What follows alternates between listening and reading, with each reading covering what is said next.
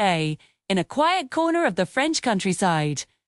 Where lavender fields stretched to the horizon, lived a young girl named Colette A. Colette had a secret garden, a sunny patch of earth all her own. Here, under the warm summer sun, she grew sunflowers. But these weren't just any sunflowers.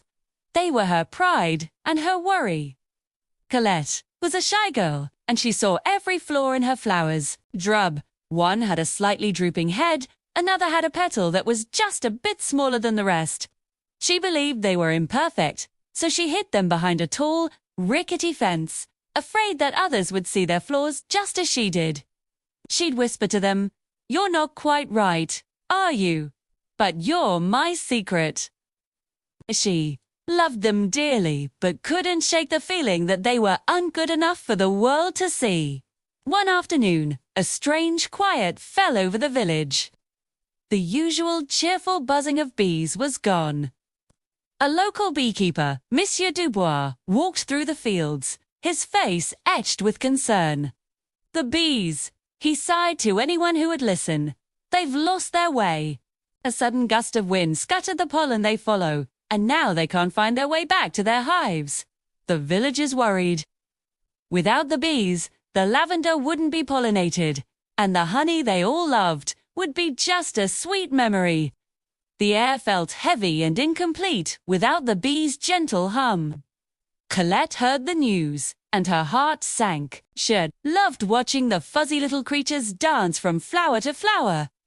She peeked through a crack in her fence, her gaze falling upon her hidden sunflowers.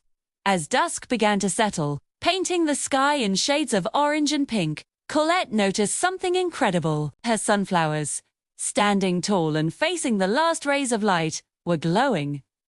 They weren't just yellow. They were radiant beacons of gold. Even the one with the drooping head seemed to catch the light in a special way, and the one with the mismatched petals shone with a unique charm. Suddenly, she heard a faint buzz. Then another, and another. A few tired bees, lost and weary, were being drawn toward the bright, welcoming faces of her sunflowers. They landed gently, their tiny legs covered in the golden dust of pollen. The sunflowers, with all their supposed imperfections, were a perfect lighthouse for the lost bees. A wave of understanding washed over Colette. These flowers weren't imperfect.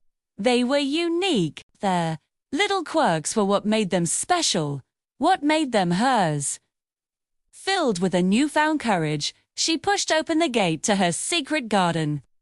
It creaked in protest, but for the first time, Colette didn't flinch. She wanted the world to see. As more and more bees found their way to her garden, a golden river of insects began to flow from her fence, across the fields, and back towards their hives. Monsieur Dubois, following the trail, stared in awe at the sight. "Your sunflowers," he said, his voice full of wonder. "They saved them. They are magnificent." He didn't see droopy heads or small petals.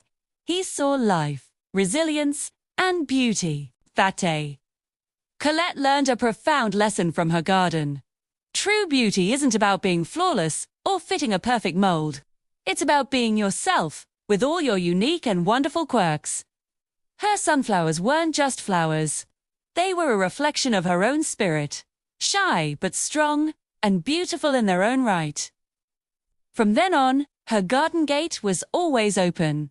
People would come from all around not just to see the magnificent sunflowers, but to see the girl who tended them, the girl who had learned that the greatest beauty of all is the courage to simply be yourself. And every summer, as the sunflowers reached for the sky, they reminded everyone in the village that even in our imperfections, we can be a guiding light for others.